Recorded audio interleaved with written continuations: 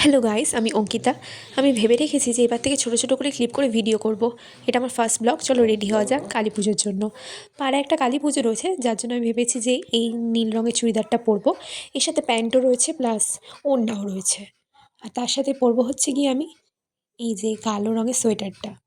আর সাথে কান চাপা দেওয়ার জন্য এই লাল রঙের এটা হচ্ছে আমার ফাইনাল লুক। তোমরা বলো কেমন লাগছে কমেন্ট বক্সে। আর আমার প্রচণ্ড পরিমাণ ঠান্ডা লেগেছে, তোমরা আমার গলার আওয়াজ শুনেই বুঝতে পারছো। যথারীতি আমাদের টোটো চলে এলো আমাদের নিয়ে যাওয়ার জন্য।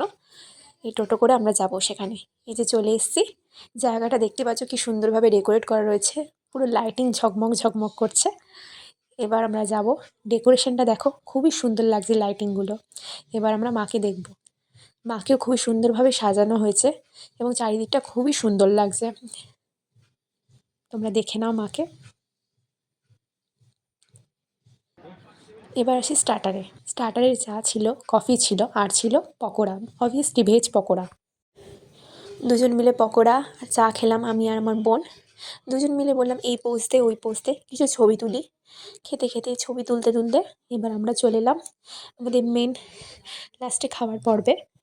কী কী ছিল? ফার্স্টেই ছিল কড়াইশুঁটির কচুরি আর ডাল, যেটা আমার খুবই পছন্দের। তারপর এলো ফ্রাইড রাইস আর আলুর দম, সাথে এলো ফুলকপির কোপ্তা। তারপর লাস্টের আইটেম চাটনি পাঁপড় মিষ্টি। তাহলে এখনের জন্য বাই বাই, দেখা হচ্ছে পরের ভিডিওতে। টাটা।